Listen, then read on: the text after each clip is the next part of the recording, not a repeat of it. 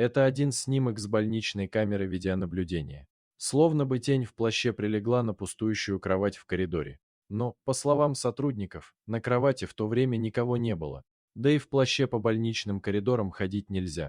Может быть, смерть набирается сил после схватки с врачами, в которой последние победили. В больнице царило напряжение. Неделями они боролись с неведомым вирусом, который унес уже слишком много жизней.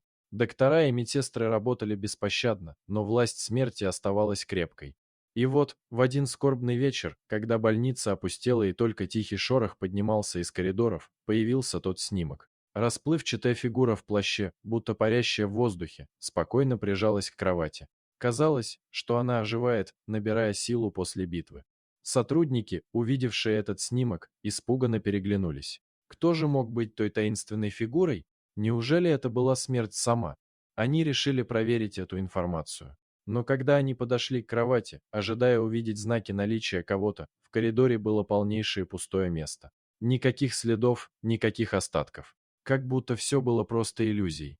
Сотрудники начали сомневаться в своем здравом смысле, думая, что у них начались галлюцинации от усталости. Но в глубине души они по-прежнему верили, что видели что-то необычное. С каждым днем больница оживлялась, и победы над вирусом стали становиться все чаще. Однако, врачи замечали, что пациенты, которые умирали, часто говорили о таинственной фигуре в плаще, которая приходила к ним перед смертью. Смерть. Все сотрудники начали думать, что они стоят перед самой смертью, перед ее непостижимой силой. Ведь что может быть сильнее, чем она?